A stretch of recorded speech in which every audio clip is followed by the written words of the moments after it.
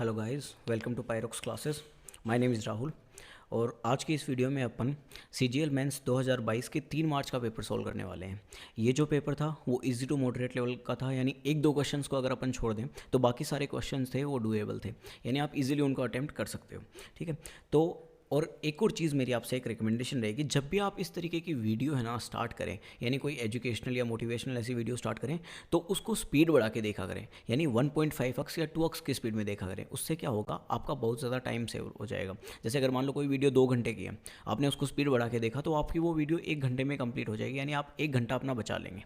ठीक है, तो आप ज़रूर इस वीडियो को भी मैं रिकमेंड करूंगा कि आप 1.5 या 2x की स्पीड में देखें। स्टार्ट में थोड़ी प्रॉब्लम आएगी, लेकिन धीरे धीरे ये सारी चीज़ें आपके कवर होने लग जाएंगी। तो अपन स्टार्ट करते हैं पहले क्वेश्चन से। क्वेश्चन अपने को गिवन है कि 25,000 की राशि पर 3 वर्ष के बाद में 12% वार्षिक दर से चक्रवर्ती ब्याज कितना होगा।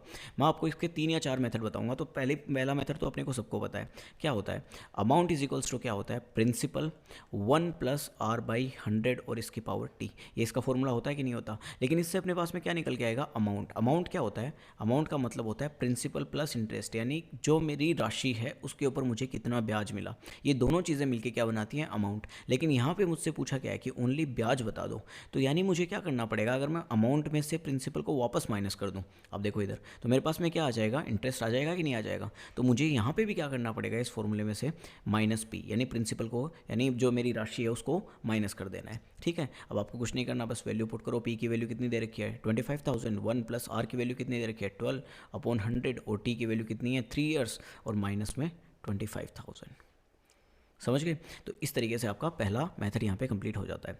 दूसरा मेथड क्या है, देखो दूसरा मेथड आप लोगों ने अगर पढ़ रखा है, ट्री मेथड, ठीक है ना, तो उस मेथड से भी अपन इसको सोल्व कर सकते हैं। ट्री मेथड में क्या होता है, सबसे पहले अपन लिखते हैं प्रिंसिपल। प्रिंसिपल कितना गिवन है अपने को, 25,000। अब ये देखो कितने टाइम की बात कर रहे हैं, 3 सालों की बात कर रहे हैं। तो यहाँ पे 1 2 3 अपन क्या करते हैं, इसे ट्री शेप में बना लेते हैं। ठीक है, और यहाँ पे है ना अपन ए मानते हैं किस चीज़ को, इसकी रेट कितनी दे रखी है। तो मुझे रेट कितना गिवन है, 12%। मैं 12% को क्या करूँगा, फ्रैक्शन के फॉर्म में लिखूंगा, जो होती है 3/25। अब आपको कुछ नहीं करना, हर साल है ना, जैसे फर्स्ट ईयर है तो आपको 25,000 के ऊपर 3/25 टाइम्स क्या मिलेगा, इंटरेस्ट मिलेगा। तो आपको क्या करना है, 25,000 को मल्टीप्लाई करना है 3/25 से, तो आपके समथिंग यहाँ पे आ जाएगा 3,000। कितना आ जाएगा, 3,000। इसी तरीके से दूसरे साल भी 3,000, क्योंकि ये रेट तो सेम ही ना, 3/25। ठीक है, तो और तीसरे साल के लिए भी क्या आ जाएगा, 3,000। इतनी बात समझ में आ गई। अब आपको एक और चीज़ पता है कि जो हमेशा CI जो होता है, यानी कंपाउंड इंटरेस्ट जो होता है ना, वो सिर्फ प्रिंसिपल के ऊपर नहीं लगता, वो इसके ऊपर जो अपना इंटरेस्ट है इसके ऊपर भी लगता है। यानी मुझे क्या करना पड़ेगा, जो पहले साल का ब्याज है ना, इसके ऊपर अगले 2 सालों तक और ब्याज लगेगा कि नहीं लगेगा। ठीक है, लगेगा कि नहीं लगेगा, यानी दूसरे साल भी इसके ऊपर ब्याज लगेगा और तीसरे साल भी लगेगा। तो मुझे इसका भी क्या करना पड़ेगा, 3/25 टाइम्स निकालना पड़ेगा। कितनी बार, दूसरे साल के लिए और तीसरे साल के लिए। तो ये तो जब मैं निकालता हूँ तो मेरे पास में आंसर आता है 360। ठीक है, अब एक चीज़ बताओ, जो दूसरे साल का जो ब्याज है इसके ऊपर भी तो लगेगा तीसरे साल के लिए ब्याज, यानी एक और बार मुझे 3/25 इसको निकालना पड़ेगा। ये कितना आ जाएगा, 360। अब मेरे भाई यहाँ पे एक चीज़ देखो, यहाँ पे ये मेरे पास में पहले साल का, जो पहले साल का है ना, वो ब्याज आया 360 दूसरे साल के लिए। तो क्या तीसरे साल के लिए इसके ऊपर भी ब्याज लगेगा कि नहीं लगेगा, यानी इसके ऊपर भी ब्याज मेरा लग जाएगा, जो समथिंग मैं मान लेता हूँ कि x लगेगा। ठीक है, अब आपको कुछ नहीं करना, इन सबको ऐड कर लो, 3,000 3,000 और 3,000, ये तो कितना हो जाएगा 9,000, और ये 360 × 3, यानी 36 को 3 बार मल्टीप्लाई कर लो तो ये कितना आ जाएगा 1080, और ये कितना है x। इन टोटल क्या करो, ऐड करो, आपके पास में आंसर आ जाएगा। मैं ये मेथड भी आपको रिकमेंड नहीं करूँगा, क्योंकि ये मेथड बस समझाने के लिए बता रहा हूँ, लेकिन एग्जाम में है ना, ये मेथड भी आपके लिए लेंदी रह जाएगा और टाइम कंज्यूमिंग हो जाएगा आपके लिए। फिर क्या रहेगा, थर्ड मेथड। ये ध्यान से सुनना, अगर कोई भी चीज़ कंपाउंड इंटरेस्ट के अंदर अपन पढ़ते हैं तो वो एक सक्सेसिव इंक्रीज होती है, यानी उसमें क्रमागत वृद्धि होती है। पहली बार 12% बढ़ेगा, दूसरी बार 12% बढ़ेगा, और तीसरी बार भी 12% बढ़ेगा। तो यहाँ पे अपने को कौन सा कंसेप्ट लगाना है, क्रमागत वृद्धि का। तो क्रमागत के लिए क्या फॉर्मूला होता है, कोई भी चीज़ में जब सक्सेसिव इंक्रीज होता है तो वो होती है x + y + xy / 100। ये उसका फॉर्मूला होता है, और ये कितने साल के लिए निकल के आता है अपने पास में, 2 साल के लिए। कितने साल के लिए निकल के आता है, 2 साल के लिए। ठीक है, तो अगर मुझे चाहिए कितने साल का, 3 साल का, तो मैं क्या करूँगा, पहले 2 साल का निकालूंगा और प्लस उसमें 12 फिर से ऐड कर दूंगा, ये वाला तीसरे साल का जो है वो फिर से क्या कर दूंगा, उसमें ऐड कर दूंगा। जैसे एग्जांपल से समझता हूँ, यहाँ पे 12 दे रखा है, 12 + 12 अपने पास में दूसरे साल के लिए भी क्या है, 12। ठीक है, और 12 × 12/100, 100। ठीक है, आपको पता है 12 और 12 कितना होता है 24, और ये 12 इंटू 12 यानी 12 का स्क्वायर कितना होता है 144। लेकिन मैं इसको अगर 100 से डिवाइड करूँगा, 144 होता है कि नहीं होता, इसको 100 से डिवाइड करूँगा तो यहाँ पे क्या आ जाएगा 1.44। तो टोटल 24 प्लस 1.44 कितना हो जाएगा 25.44 हो जाएगा कि नहीं हो जाएगा। इसी तरीके से अब देखो ये मेरे पास में दूसरा साल आ गया, कि मतलब 2 साल का ब्याज मेरे पास में यहाँ पे आ गई। ठीक है, अब मुझे क्या करना है, कुछ भी नहीं करना, 2 साल का मेरे पास आ गया। अब मैं फिर से यही प्रोसेस रिपीट करूँगा तीसरे साल के लिए। तो 25.44 प्लस 12 इंटू 25.44 डिवाइड बाई 100। अब इसको आप मल्टीप्लाई कर लो, आपके पास में जो आंसर है वो डायरेक्ट आ जाएगा, समथिंग यहाँ पे आएगा 40.4928। ये आंसर अपने पास में आ जाएगा। ये क्या निकल के आया है कि मुझे 3 साल के बाद में टोटल जो इंटरेस्ट कितना मिलने वाला है, इतना परसेंट इंटरेस्ट मिलने वाला है। तो आप डायरेक्ट क्या कर दो, आपसे इंटरेस्ट पूछा है, ये निकल के आएगा परसेंट अपने पास में टोटल। तो आप डायरेक्ट इसको किससे मल्टीप्लाई कर दो, ये जो दिख रहा है आपको, आप इसको डायरेक्ट क्या कर दो, मैं यहाँ पे बताता हूँ आपको, साइड में थोड़ा यहाँ पे आ जाओ। ठीक है, तो आप डायरेक्टली क्या करो, इसको 20 ये जो आया है अपने पास में 40.4928, इसको डायरेक्टली मल्टीप्लाई कर दो 25,000 के साथ में, आपके पास में आपका पूरा का पूरा आंसर आ जाएगा। ठीक है, अब आपको यूँ लगे कि यार ये मेथड भी थोड़ा बहुत लॉन्ग जा रहा है, तो इस कंडीशन में आपको क्या करना चाहिए, ये मेथड जो है वो भी सेम सक्सेसिव वाला ही है, बस इसके अंदर अपन क्या करते हैं, सक्सेसिव इंक्रीज जो है ना वो डायरेक्ट निकाल लेते हैं। और डायरेक्ट निकालने का फॉर्मूला क्या होता है, 3a.3a² और a³।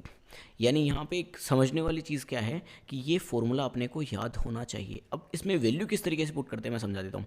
ए का मतलब है अपने पास में कितनी रेट गिवन है, यानी यहाँ पे कितनी गिवन है 12। तो मैं क्या करूँगा, सबसे पहले 12 का क्यूब करूँगा।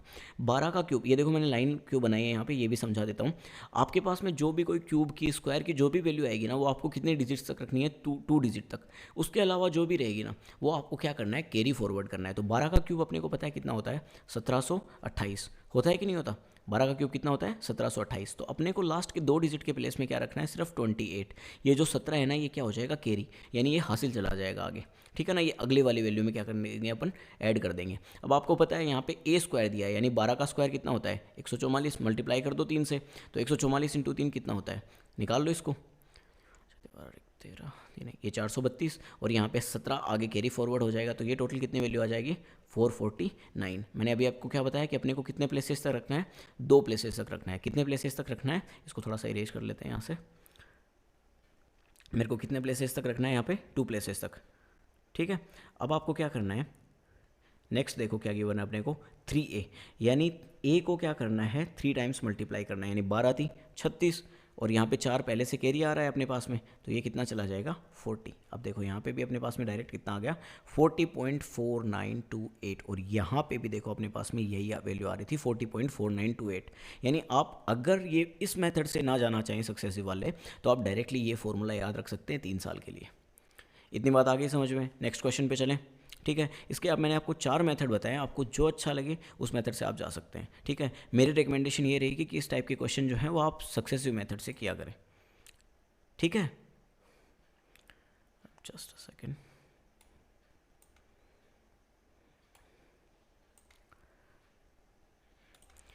अब अपने को सेकंड क्वेश्चन गिवन है कि एक कार के अंकित मूल्य पर दी गई 12%, 18% और 25% की क्रमिक छूट किस एकल छूट के समतुल्य है। कहने का मतलब क्या है कि मेरे पास में मैंने कोई गाड़ी परचेज़ की, उसके ऊपर उसने क्या किया, सबसे पहले 12% का मुझे वो दिया, डिस्काउंट दिया। दूसरी बार उसने क्या किया 18% का, और तीसरी बार 25% का। यानी वो क्या कर रहा है, जैसे मैं मान लेता हूँ कि पहले उसने 100 रुपये की गाड़ी थी तो मुझे 12 का ऑफ दिया, यानी मेरे क्या कितनी रेट रही 88। अब वो क्या कर रहा है, मुझे 88 के ऊपर भी कितने % डिस्काउंट दे रहा है, 18% डिस्काउंट दे रहा है। समझ गए, यहाँ पे वो 100 के ऊपर फिर से नहीं दे रहा, वो 88 के ऊपर 18% दे रहा है मेरे को डिस्काउंट। यानी इसका मतलब ये भी तो अपन सक्सेसिव मेथड से कर सकते हैं कि नहीं कर सकते। ये यहाँ पे साफ साफ इसने दे रखा है क्रमिक छूट, यानी सक्सेसिव ये ऑफ दे रहा है। तो मैं इस टाइप के क्वेश्चन को किस तरीके से करता हूँ, तो ध्यान से सुनना। पहली बात तो ये कि 12% अगर आपको डायरेक्ट आता है, ठीक है ना, कन्वर्ट करना, तो आप 12% को किस तरीके से लिख सकते हैं। मैंने अभी आपको पिछले क्वेश्चन में बताया था 12% को 3/25 लिखा जा सकता है। यानी अगर मेरे पास में 25 रुपीज़ थे तो ऑफ कितना मिल गया मेरे को 3 रुपये का, यानी 25 रुपये की चीज़ मुझे कितने में मिल गई 22 रुपये में। इसी तरीके से मैं 18% का निकाल लेता हूँ तो 18/100, ये 2 टाइम्स जाएगा, आपको भी पता है। ये कितना आ जाएगा 9 और ये 50, यानी 50 रुपये की चीज़ के ऊपर कितनी छूट मिल रही है 9 की। यानी चीज़ पहले कितने थी 50, अब कितने रुपए की है वो 41 रुपये की है कि नहीं है 9 की छूट मिलते ही। अब तीसरी चीज़ क्या है 25%, आपको पता है 25% का मतलब क्या होता है 1/4, यानी 4 के ऊपर किसकी छूट 1 की, यानी मेरे पास में यहाँ पे पहले जो चीज़ 4 की थी अब मुझे कितने में मिलेगी 3 में। इतनी चीज़ आ गई आपको समझ में। अब यहाँ पे सिंपल सा आपको कुछ नहीं करना, ये जो वैल्यू है ना इनको मल्टीप्लाई कर दो और इस वाली वैल्यू को मल्टीप्लाई कर दो। ये जो पहले की रेट आ जाएगी और ये वाली रेट आ जाएगी बाद की रेट, ठीक है ना। तो आपको कुछ नहीं करना, यहाँ पे है ना ये 2 टाइम्स कैंसिल होगा और ये 11 टाइम्स। आप जब देखोगे तो यहाँ पे 2500 आ जाएगा और जहाँ पे जो भी वैल्यू आएगी निकाल लेते हैं। यहाँ पे कितनी वैल्यू आएगी 11 मल्टीप्लाई बाई 40। तो इस टाइप के क्वेश्चन में आपको मैं एक सिंपल सी चीज़ और बता देता हूँ। 41 को मल्टीप्लाई करो 3 से, ये कितना आ गया 123। अब आपको इसको मल्टीप्लाई करना है 11 से। तो 11 का मल्टीप्लिकेशन रूल क्या होता है कि पहला नंबर ऐसे कैसे रखो, इन दोनों को ऐड करो, 3 2 5, यहाँ पे 2 और 1 3 और लास्ट वाला नंबर ऐसे कैसे लिख दो। यानी ये मेरे पास में वैल्यू कितनी आ गई 1353, ठीक है। अब देखो ध्यान से, यहाँ पे मुझे 2500 की चीज़ है, ठीक है ना, और वो चीज़ मुझे बाद में छूट मिलने के बाद में कितने की मिल रही है 1353 रुपये की। यानी मुझे डिस्काउंट कितना मिला 2500 रुपये के ऊपर। तो आपको कुछ नहीं करना, बस इसमें से 1353 को क्या कर दो माइनस कर दो, ठीक है ना। 2500 में से 1353 को क्या कर दो माइनस कर दो। तो यहाँ पे आपके पास में कितनी वैल्यू आ जाएगी 1147, यानी मुझे कितनी छूट मिल रही है 1147 रुपये की छूट मिल रही है। 1147 की छूट किसके ऊपर मिल रही है 2500 के ऊपर। तो 100 के ऊपर कितनी मिल जाएगी, यही तो अपने से पूछा है कि कितनी क्रमिक छूट है। तो बस आपको कुछ नहीं करना, इसको सोल्व करो और आपके पास में आंसर आ जाएगा 45.88%। समझ में आ गया ये क्वेश्चन। नेक्स्ट क्वेश्चन पे चलें। नेक्स्ट क्वेश्चन और ज़्यादा इजी है। इस क्वेश्चन में क्या पूछा है कि 2 प्रत्याशियों ने एक चुनाव लड़ा, ठीक है। उनमें से एक ने 64% मत प्राप्त किए। अब मेरी बात सुनो, परसेंट में यहाँ पे वैल्यू दे दी, तो मैं क्या बोल सकता हूँ कि इसने टोटल जो मतदाता थे वो कितने थे 100, उसमें से 64 जो वोट है ना वो किसको मिल गए 64 में से 64 जो वोट है वो किसको मिल गए विनर को। तो लूज़र को कितने मिलेंगे। तो आप कहोगे सर अगर 64 इसको मिल गए तो इसको 100 में से 64 माइनस कर देंगे तो लूज़र को कितने मिले 36। अब मेरे भाई चुनाव जीता है, इसका मतलब इसने ये जो विनर प्रत्याशी है इसने हारने वाले से कितने ज़्यादा वोट मतलब प्राप्त किए हैं। तो अपने को क्या करना है, बस इसमें से इसको माइनस कर दो। 64 में से 36 को माइनस करूंगा कितना आ जाएगा 28। यही तो ज़्यादा वोट मिले हैं ना इसको। तो 28 की वैल्यू अपने पास में क्वेश्चन में कितनी दे रखी है 434। तो एक की वैल्यू अपने पास में कितनी आ जाएगी 434 डिवाइड बाई 28। और टोटल पूछा है अपने से कि कुल पड़े मतों की संख्या। तो कुल अपन ने कितने माने थे स्टार्टिंग में 100 में। तो बस इसको मल्टीप्लाई कर दो 100 से, आपका आंसर आ जाएगा। इतनी चीज़ आगे समझ में। नेक्स्ट क्वेश्चन पे चलें, ठीक है। इजी क्वेश्चन था। इस क्वेश्चन को ध्यान से देखो। इस क्वेश्चन में क्या दे रखा है, अपने को 4 डाटा दे रखे हैं 5 3 4 7 और अपने को निकालना है मानक विचलन। देखो इस टाइप के क्वेश्चन जब भी आपके सामने आए ना, अगर आपने स्टेट्स पढ़ रखी है तो आपको पता होगा कि मानक विचलन निकालने के लिए अपने पास में कुछ चीज़ें पहले से पता होनी चाहिए, ठीक है। तो मेरी रिकमेंडेशन ये रहेगी कि अगर आप इस टाइप के क्वेश्चन एग्जाम में अटेंड करते हैं तो ऐसे क्वेश्चन को पेपर के सबसे लास्ट में, सबसे एंड में, जब आपके पास में टाइम बच जाए ना तब अटेंड कीजिए। क्योंकि ऐसे क्वेश्चन क्या करते हैं, अपना टाइम ज़्यादा वेस्ट करते हैं, ठीक है। क्योंकि देखना मैं आपको पहले बताता हूँ किस तरीके से अपन मानक विचलन निकालते हैं। तो मानक विचलन का निकालने के लिए अपने पास में कुछ चीज़ें पता होनी चाहिए। पहली चीज़ अपने को पता होनी चाहिए कि माध्य क्या होता है। माध्य का मतलब मैंने आपको बता रखा है वो होता है एवरेज। तो सबसे पहले तो मुझे इन चारों डाटा, ये जो डाटा दे रखा है मुझे इन चारों का क्या चाहिए एवरेज चाहिए। तो मैं यहाँ पे एवरेज निकाल लेता हूँ, चलो 4.75। तो सबसे पहले मुझे क्या निकालना होगा माध्य। दूसरी चीज़ मुझे यहाँ से क्या निकालनी होगी इसका माध्य विचलन। अब ये माध्य विचलन क्या चीज़ आ गई, यहाँ पे देखो ऊपर मानक विचलन दे रखा है लेकिन अपन निकाल क्या रहे हैं माध्य विचलन। ये विचलन यहाँ पे इस क्वेश्चन में निकालना ज़रूरी नहीं था, लेकिन अगर आप विचलन के कंसेप्ट को समझेंगे तभी तो आप आगे क्वेश्चन कर पाएंगे। तो विचलन का मतलब होता है मेरे भाई कि कितना ज़्यादा ये जो डाटा दे रखा है ना ये इससे कितना ज़्यादा या कितना कम विचलित है। जैसे मेरे पास में माध्य आ गया 4.75। अब मुझे ये बताओ 5 से ये ज़्यादा है या कम है। आपको सीधा सीधा सिंपल से पता है कि ये कम है, तो कितना कम है। तो आप बोलोगे सर 25 पर कम है कि नहीं है, 0.25 इससे कम है। मेरा ये जो वैल्यू आया है ना 0.25, यही इसका क्या है पहले डाटा का माध्य विचलन। ये यानी ये माध्य से कितना ज़्यादा या कम है, कितना ज़्यादा विचलित है, ठीक है। इसी तरीके से आपको क्या करना पड़ेगा, पहले डाटा के लिए, दूसरे डाटा के लिए, तीसरे डाटा के लिए और चौथे डाटा के लिए निकालना पड़ेगा और फिर उसको डिवाइड करना पड़ेगा 4 से। इन सबको क्या करके सम करके इसको डिवाइड करो 4 से, यानी तब आपके पास में निकल के आएगा माध्य विचलन। इतनी चीज़ समझ में आ गई। अब तीसरी चीज़ आपको क्या पता होनी चाहिए, तीसरी चीज़ पता होनी चाहिए आपको विसरण, ठीक है, विसरण या प्रसार, ठीक है। और अगर मैं इंग्लिश में बात करूँ तो इसको इंग्लिश में बोलते हैं वेरिएंस। क्या बोलते हैं? वेरिएंस। कुछ नहीं होता, सेम यही प्रोसेस है माध्य विचलन वाली, लेकिन यहाँ पे आपका जो भी माध्य आएगा ना उसको आपको क्या करना पड़ेगा? स्क्वायर करना पड़ेगा। यानी मेरे पास जो मैंने अभी आपका एग्जांपल वो लिया था 5 वाला, तो ये 0.25 इसका माध्य विचलन है, तो इसका जो वेरिएंस है ना वो इसका क्या हो जाएगा? स्क्वायर हो जाएगा। यानी आपको पहले वैल्यू का स्क्वायर करना पड़ेगा, दूसरे का स्क्वायर करना पड़ेगा, तीसरे का करना पड़ेगा और चौथे का, और इन सबको सम करके आपको किससे डिवाइड करना पड़ेगा? 4 से। तब आपके पास में निकल के आएगा वेरिएंस यानी विसरण या प्रसार। अब चौथी जो स्टेप है ना वो देखो, चौथी स्टेप होती है अपनी मानक विचलन। चौथी स्टेप अपनी क्या है? मानक विचलन। और मानक विचलन का फॉर्मूला होता है रूट वेरिएंस। यानी ये जो है ना आपके पास में ये वैल्यू निकल के आएगी, इसका क्या करना है? अंडर रूट करना है, तब जाके आपके पास में क्या आएगा? आपका मानक विचलन। आगे बात समझ में? यानी आप देखो, आपको इतनी सारी चीज़ों का पता होना चाहिए तब जाके आप इस क्वेश्चन तक पहुंचते हैं। यहाँ तक पहुंचने के बाद में आपके पास में जो आंसर आएगा वो क्या आएगा? 1.48। समझ गए? तो मेरी कोशिश ये रहेगी कि मैं आपको ये क्वेश्चन है वो अलग से करवा दूँ, ठीक है।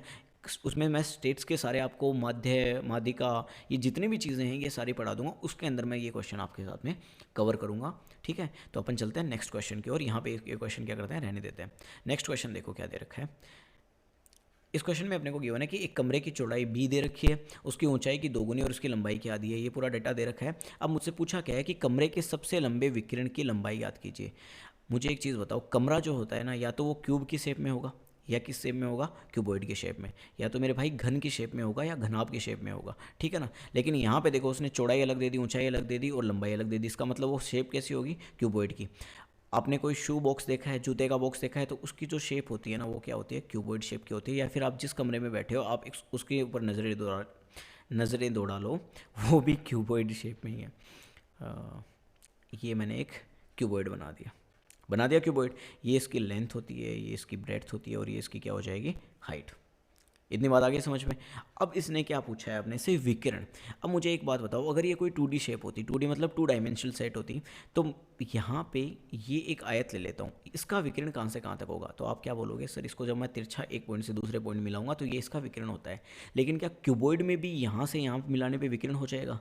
नहीं मेरे भाई, यहाँ मुझे क्या करना पड़ेगा? इस कोने से ये जो कोना दिख रहा है ना दूसरे वाला, यहाँ मिलाना पड़ेगा, तब जाके मेरे पास में क्या निकल के आएगा? विकिरण। तो इसका विकिरण का फॉर्मूला क्या होता है? क्यूबॉइड शेप में विकिरण को बोलते हैं डायगोनल। तो इसका फॉर्मूला होता है L² + B² + H² का अंडर रूट। समझ रहे हो इस चीज़ को? ये डायगोनल का फॉर्मूला होता है। अब अपने को कुछ नहीं करना, बस यहाँ पे ये वैल्यूज़ पुट करनी है। सबसे पहले मुझे ब्रेड दे रखी है, बी की वैल्यू मेरे पास में दे रखी है बी, ठीक है ना। बी यानी क्या होती है? ब्रेड्थ। इसकी वैल्यू मेरे पास में बी दे रखी है। अब वो बोल रहा है इसकी ऊंचाई की दोगुनी है, यानी जो ये इसकी जो ब्रेड्थ है ना वो इसकी हाइट की दोगुनी है। यानी मैं ये कह सकता हूँ कि इसकी हाइट जो है ना वो इससे आधी होगी। ब्रेड्थ की आधी होगी कि नहीं होगी? तभी तो ये दोगुना होगा, ठीक है। और इसी तरीके से लेंथ के बारे में इसने क्या बोल रखा है कि इसकी जो ब्रेड्थ है ना ये उसकी लंबाई की क्या है? आधी है। यानी मैं ये कह सकता हूँ कि इसकी जो लेंथ है वो ब्रेड्थ की ट्वाइस है, यानी 2 गुना है। अगर ये इसकी 2 गुना होगी तभी तो मेरे भाई ये इसकी आधी है ना ब्रेड्थ। अब आपको कुछ नहीं करना, जहाँ जहाँ पे ये वैल्यूज़ हैं वो वैल्यूज़ पुट कर दो। L की जगह क्या रखो?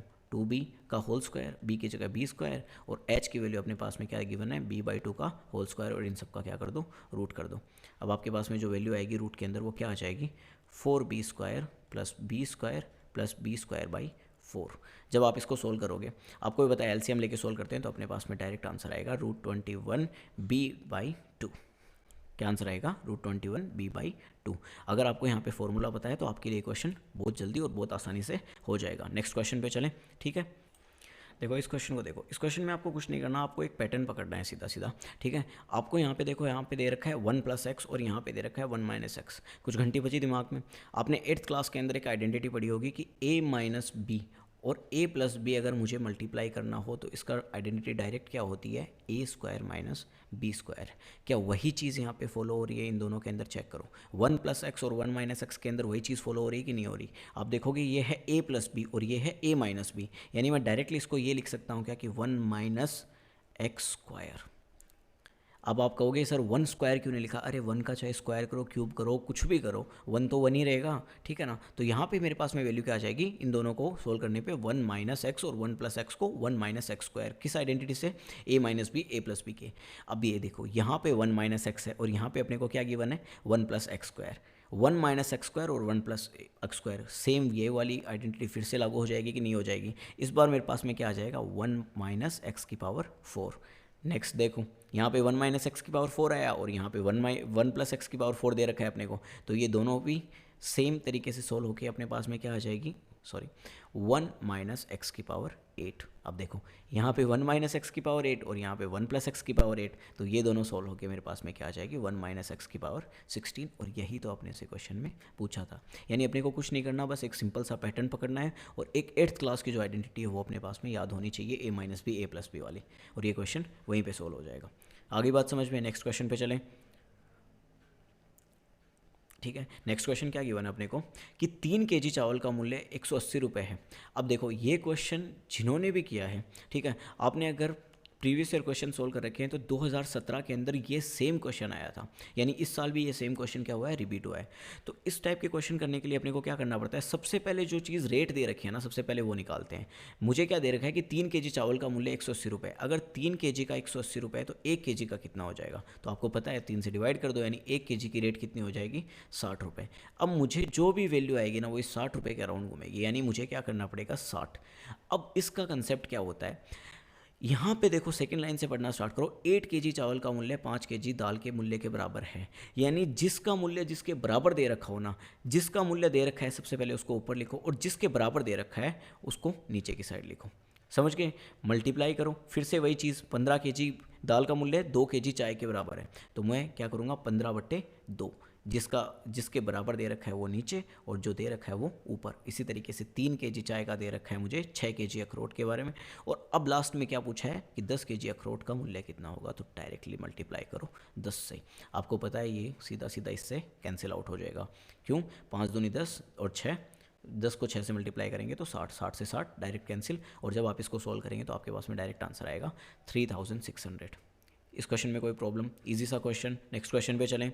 ठीक है, बस पैटर्न यहाँ पे समझना था और सिंपल सी प्रोसेस लगानी थी। नेक्स्ट क्वेश्चन क्या गिवन है कि एक परीक्षा में राजेश, राकेश और रमेश 3 बंदों के नाम दे रखे हैं, ठीक है, और उनके जो उन्होंने मार्क्स प्राप्त किए हैं उनका रेशियो दे रखा है। अब देखो इसने क्या बोल दिया, यदि राजेश ने परीक्षा में 30 अंक प्राप्त किए। एकदम सिंपल सा क्वेश्चन मेरे भाई। अपने को रेशियो क्या दे रखा है?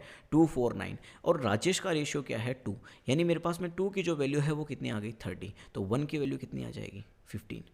अगर 2 की वैल्यू 30 है तो 1 की वैल्यू तो 15 आ ही जाएगी ना। अब आपको सिंपल सा क्या निकालना है? 4 और 9, यानी 15 को मल्टीप्लाई कर दो एक बार 4 से और 15 को मल्टीप्लाई कर दो 9 से। आपके पास में सीधा सीधा आंसर आ जाएगा। राकेश का 60 और रमेश का 135। इससे ज़्यादा इजी क्वेश्चन दे सकता है क्या वो? नहीं दे सकता। नेक्स्ट क्वेश्चन पे चलें। इस क्वेश्चन के अंदर देखना, इसने क्या बोला है कि एक क्षैतिज तल पर एक इमारत के आधार से 70 मीटर की दूरी पर है, उसके शीर्ष का उन्नयन कोण 60 डिग्री पाया जाता है, तो इमारत की ऊंचाई ज्ञात कीजिए। इस क्वेश्चन को करने के लिए आपके पास में क्या होना चाहिए? आपके पास में 30 डिग्री, 60 डिग्री और 45 डिग्री, ठीक है ना। यहाँ पे याद आपको सिर्फ 60 डिग्री का होना चाहिए इस क्वेश्चन के हिसाब से, लेकिन मैं आपको बता रहा हूँ इनके कुछ रेशियोज़ होते हैं, ठीक है ना। वो रेशियोज़ आपको याद होनी चाहिए। ये जो इमारत है ये आपको पता है 90 डिग्री का एंगल बनाएगी ज़मीन के साथ में, तो ये आप एक इमेजिन करके देख लो, ये क्या बन रहा है? एक राइट एंगल ट्रायंगल, यानी समकोण बन रहा है कि नहीं बन रहा, ठीक है ना। एक समकोण त्रिभुज बनेगा कि नहीं बनेगा? तो इसकी कंडीशन के लिए क्या होता है? एक परपेंडिकुलर होता है, एक बेस होता है और एक हाइपोटेनियस होता है। तो जो 30 डिग्री का एंगल है उसके लिए परपेंडिकुलर, बेस और हाइपोटेनियस का रेशियो क्या होता है? 1:√3:2। और जो 60 डिग्री है उसके लिए ये रेशियो कितना होता है? √3, 1 और 2। और 45 डिग्री के लिए रेशियो होता है 1, 1 और √2। इतनी बात आ गई समझ में?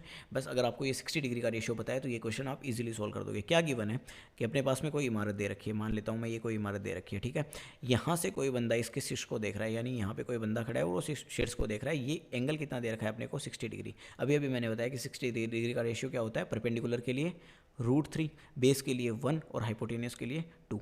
अब 1 की वैल्यू यहाँ पे क्या बोल रहा है कि इमारत के आधार से 70 मीटर की दूरी पर है, यानी ये इमारत का आधार है, आदमी यहाँ पे खड़ा है, तो ये जो डिस्टेंस है ये कितनी दे रखी है? 70 दे रखी है। यानी 1 की वैल्यू मेरे पास कितनी दे रखी है? 70। और पूछा क्या है मुझसे? इमारत की ऊंचाई, यानी वैल्यू किसकी पूछी है मुझसे? √3 की। कुछ नहीं करना, 70 को मल्टीप्लाई करो √3 से, डायरेक्ट आपके पास में आंसर आएगा 70 √3।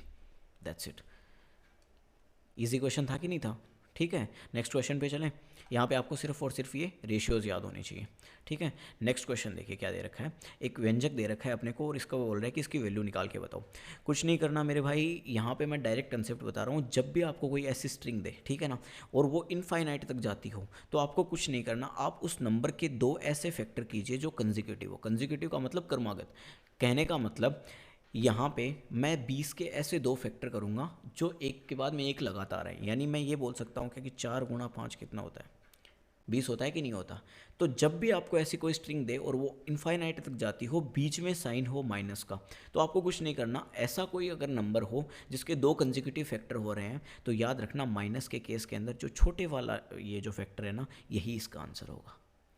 आगे बात समझ में, आपको कुछ भी नहीं करना, यहाँ पे इसके दो कंसेक्यूटिव फैक्टर करो और डायरेक्ट उस चीज़ का आंसर निकालो। इतनी चीज़ क्लियर हुई, ठीक है ना। अगर बाई चांस वो यहाँ पे प्लस माइनस की जगह क्या दे दे, प्लस दे दे, उस कंडीशन के अंदर आप क्या करोगे, और वो इनफाइनाइट तक जाती हो, मैं बात कर रहा हूँ इनफाइनाइट तक जाने की, तब उस केस में आपको क्या करना है, ये जो 4 और 5 है ना, आपको रेशियो सेम निकालना है। आप सॉरी फैक्टर आपको सेम ही करने हैं, लेकिन यहाँ पे जो है ना प्लस के अंदर क्या हो जाएगा, ये बड़ा वाला आंसर हो जाएगा। इतनी बात क्लियर हुई। अगर आपको इस मेथड से नहीं जाना तो दूसरा मेथड क्या है, आपको एक फॉर्मूला याद होना चाहिए। ये फॉर्मूला होता है -1 plus √1 plus 4a divide by 2। यहाँ पे a की वैल्यू जो होगी वो क्या हो जाएगी, 20। आप इस तरीके से भी इसको सोल्व कर सकते हैं। अगर आपने श्रीधराचार्य फॉर्मूला पढ़ा है तो ये उससे सिमिलर है और ये उसी तरीके से निकल के आएगा। ठीक है, बस आप डायरेक्ट ये फॉर्मूला लगा के ये क्वेश्चन सॉल्व कर सकते हैं। आगे की बात समझ में, लेकिन यहाँ पे ज़्यादा बड़ी अप्रोच क्या रहेगी अगर आपको ये कंसेक्यूटिव वाला मेथड पता है। नेक्स्ट क्वेश्चन पे चलें।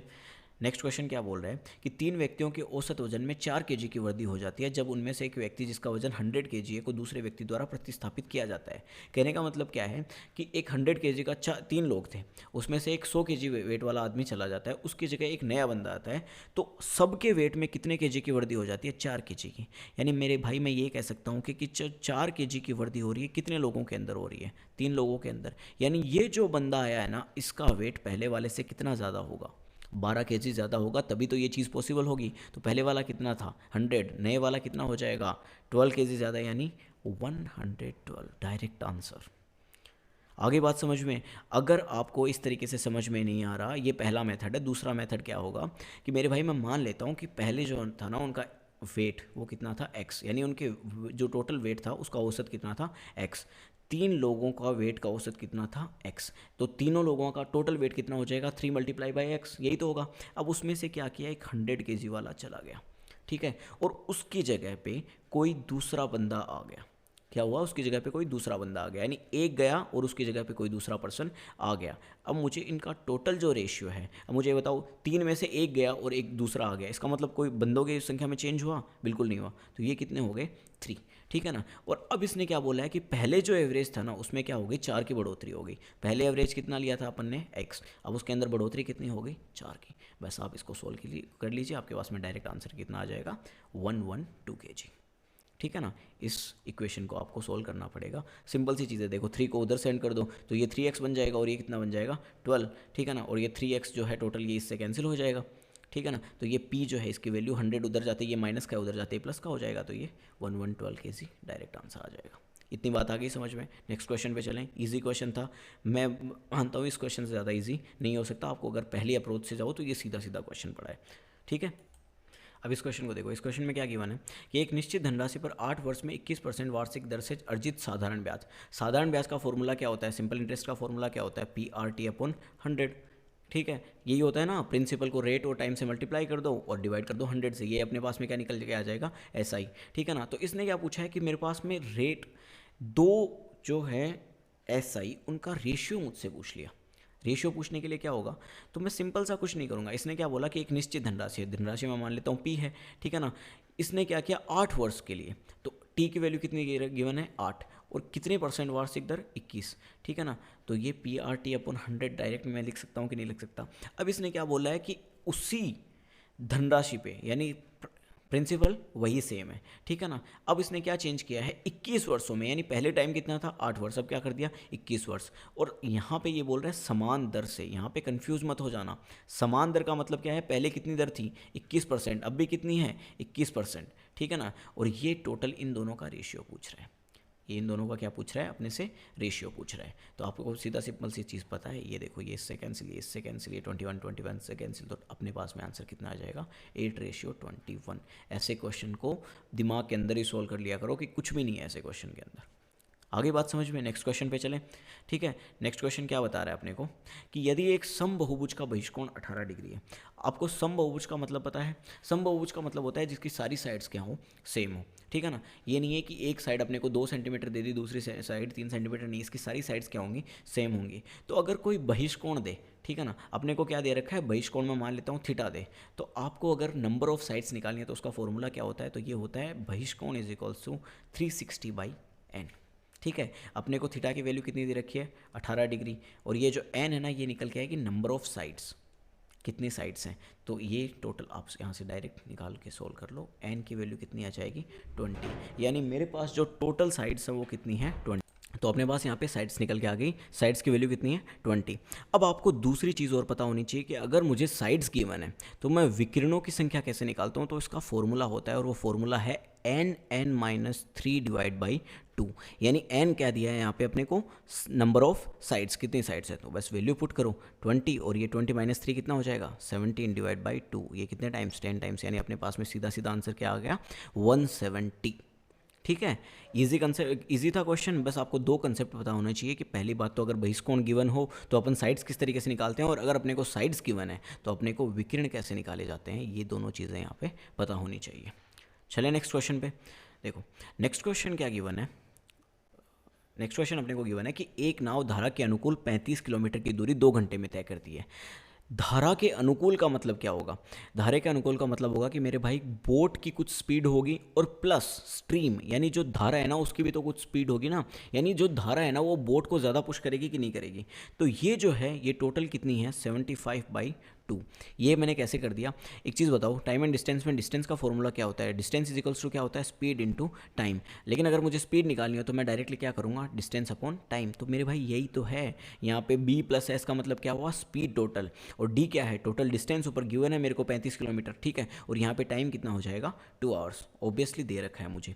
इसी तरीके से सेकंड स्टेटमेंट देखो कि धारा के प्रतिकूल, धारा के प्रतिकूल मतलब बोट की स्पीड में से स्ट्रीम की स्पीड, यानी जो धारा की स्पीड है वो क्या हो जाएगी माइनस हो जाएगी, यानी b - s की वैल्यू क्या दे रखी है, उसने बोला कि वही सेम डिस्टेंस यानी 35 किलोमीटर वो 7 घंटे में तय करता है। दोनों चीज़ें मेरे पास आ गई, और अब मुझसे पूछ क्या रहा है शांत जल में नाव की चाल, यानी बोट की स्पीड मुझसे पूछ रहा है। कुछ नहीं करना है, यहाँ पे डायरेक्ट सोल्व करो। आपको पता है ये वैल्यू आ जाएगी 17.5, और ये कितनी आ जाएगी 5। ये इस तरीके से मैंने आपको सोल्व करना बता रखा है कि आपको 2 वैल्यूज़ इस तरीके से दे b + s और b - s। तो आपको जो दोनों वैल्यूज़ जो पॉजिटिव है, यहाँ पे देखो b पॉजिटिव है ना, तो इसको निकालने का डायरेक्ट फॉर्मूला क्या होता है, इन दोनों को ऐड करो 17.5 + 5 और डिवाइड कर दो किससे, इन दोनों को ऐड करके डिवाइड कर दो 2 से, ठीक है। आप देखोगे 17.5 और 5 कितना होता है 22.5, और 22.5 को हाफ करेंगे तो कितना आ जाएगा 11.25। ये अपने पास में आंसर डायरेक्ट आ जाएगा। अगर वो आपसे पूछ ले कि स्ट्रीम की, तो कुछ नहीं करना, बस यहाँ पे जो प्लस किया है ना इसकी जगह आप क्या कर दो माइनस कर दो, यानी 17.5 - 5/2, इससे आपके पास में क्या निकल के आ जाएगी स्ट्रीम की, यानी धारा की स्पीड निकल के आ जाएगी। इतनी बात समझ में आ गई। चले नेक्स्ट क्वेश्चन पे, इजी क्वेश्चन था, ठीक है। आपको बस इतना कंसेप्ट पता होना चाहिए कि स्पीड इजिकल्स टू क्या होता है डिस्टेंस अपॉन टाइम, और किस तरीके से इसको लिखते हैं बोट प्लस स्पीड और बोट माइनस स्पीड को, ठीक है। नेक्स्ट क्वेश्चन पे चलते।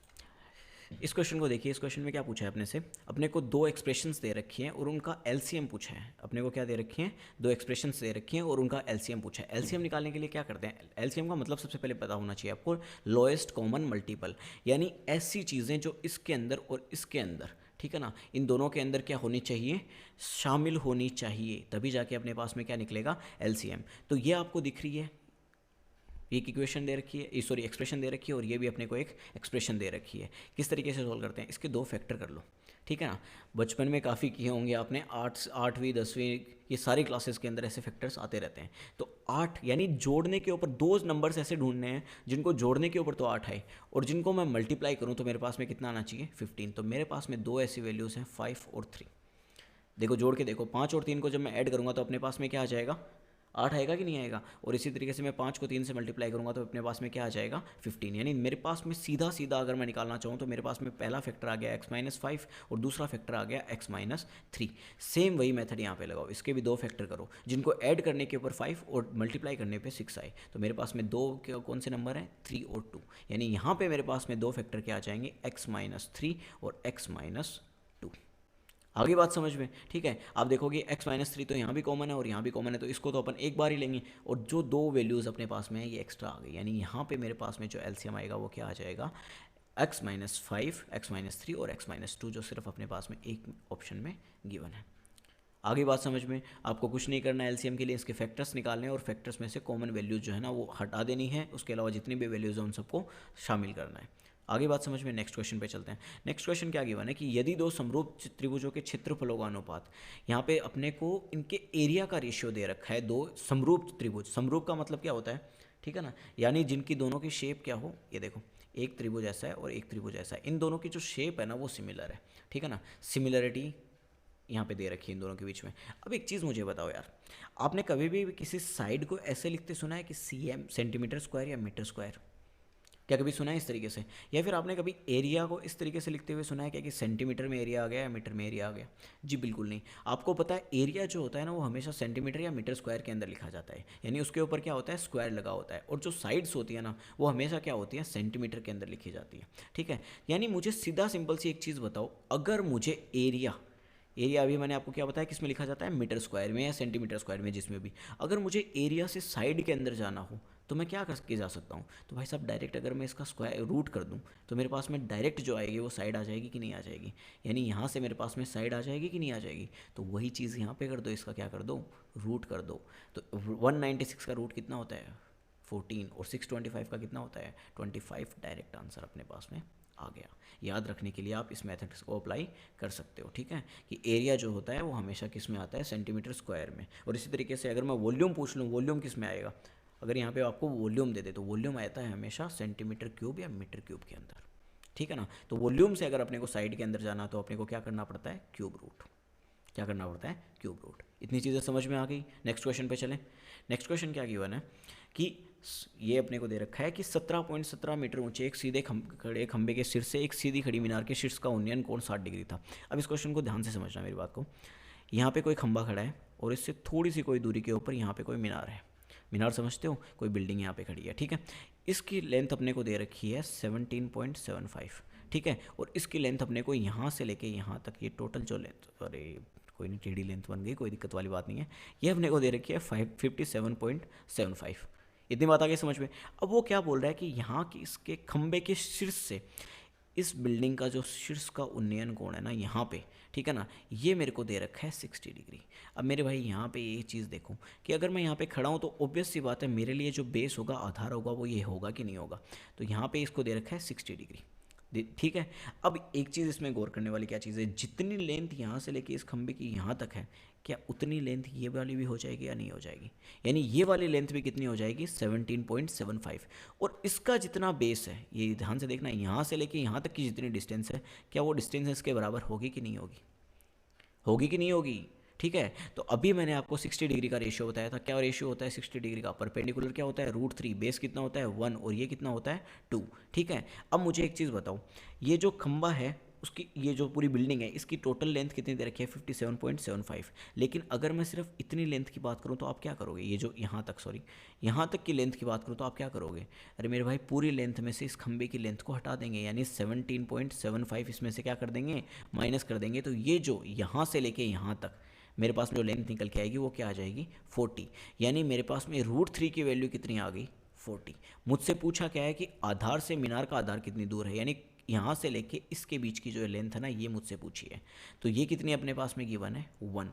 यानी मुझे क्या करना होगा, 1 की वैल्यू निकालनी होगी। √3 = 40 है, तो 1 कितना हो जाएगा, 40/√3। कहीं पे कोई आंसर दिख रहा है, नहीं दिख रहा, लेकिन अपने को 40 ज़रूर दिख रहा है। अब यहाँ पे देखो, यह इस आंसर तक पहुँचने के लिए मुझे क्या करना पड़ेगा, इसका रेशनलाइजेशन करना पड़ेगा, प्रमेयीकरण करना पड़ेगा। प्रमेयीकरण मतलब कोई भी जो रूट की वैल्यू अगर अपने पास में डिनोमिनेटर के अंदर आ जाए तो उसको ऊपर और नीचे उसी वैल्यू से क्या करना पड़ता है, मल्टीप्लाई अप्लाई करना पड़ता है, जिससे अपने क्या क्वेश्चन के अंदर रेशनलाइजेशन हो जाए, परमेयीकरण हो जाए। तो अपने पास में अगर इसको करेंगे तो अपने पास में डायरेक्ट आंसर आ जाएगा 40√3 डिवाइड बाई 3। इतनी चीज़ क्लियर हुई, सिंपल सा। यहाँ पे भी आपको क्या पता होना चाहिए 60 डिग्री का रेशियो कितना होता है, और ये छोटा सा कंसेप्ट कि अगर मैं इस लेंथ को इसके बराबर मान रहा हूँ तो इसमें ये पूरी बिल्डिंग में से इतनी लेंथ तो माइनस हो ही जाएगी। इजी क्वेश्चन था। नेक्स्ट क्वेश्चन पे चलें। अब देखो इस क्वेश्चन को देखो, इस क्वेश्चन में कुछ भी नहीं है। इस क्वेश्चन में अगर आपको ये सारे सूत्र याद है ना तो आप 1 सेकंड के अंदर इस क्वेश्चन को उड़ा दोगे, ठीक है ना। और जब भी अपन 10th की ट्रिग्नोमेट्री पढ़ना स्टार्ट करते हैं ना, सबसे पहले 10th में ट्रिग्नोमेट्री आती है, वहाँ से ये आइडेंटिटीज़ जो है ना वो अपने सामने आना स्टार्ट होती हैं, ठीक है। तो पहले क्वेश्चन के अंदर आप देखो यहाँ पे क्या दे रखा है, sec square theta minus tan square theta equals to 1। जी बिल्कुल, ये एक फॉर्मूला होता है। cosec square theta minus cot square theta, ये भी फॉर्मूला है। sin square theta plus cos square theta equals to 1, ये भी फॉर्मूला है। लेकिन यहाँ पे ये कोई फॉर्मूला नहीं है, ठीक है ना। तो सीधा सीधा था ये क्वेश्चन, इसमें कुछ भी हार्ड नहीं था। अगर मान लो यहाँ पे कोई दूसरी आइडेंटिटीज दे देता जो अपन ने नहीं पढ़ रखी हो, तो उस क्वेश्चन को करने के लिए क्या मेथड होता है, तो कुछ नहीं होता मेरे भाई, आप थीटा की कोई वैल्यू रख लो यहाँ पे। तो मैं मान लेता हूँ कि थीटा की वैल्यू क्या रख लेता हूँ मैं, 45 डिग्री। हर एक में जहाँ भी थीटा है ना वहाँ पे मैं क्या रख दूंगा, 45 डिग्री।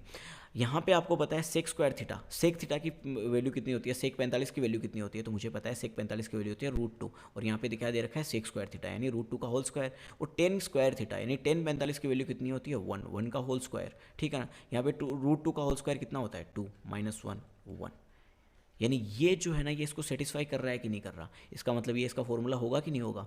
तो ऐसे ही आप इन सब को क्या करो, थीटा की 45 डिग्री वैल्यू के ऊपर इन सबको सेटिस्फाई करवा के चेक कर लो। आप देखोगे कि ये तीनों सेटिस्फाई हो जाएंगी, लेकिन ये नहीं हो पाएगी, ठीक है ना। जैसे रख के देख लेते हैं, यहाँ पे कितना आ जाएगा, √2 का whole square plus cos square theta. Cos square theta कितना होता है 1/√2 का होल स्क्वायर, यानी 45 डिग्री कोस स्क्वायर की वैल्यू कितनी होती है 1/√2। अब देखो यहाँ पे कितना आ गया 2, और ये कितना आ जाएगा 1 + 2, ठीक है ना। इसको सोल्व करोगे तो अपने पास में क्या आएगा 5/2। तो क्या 5/2 इक्वल है 1 के?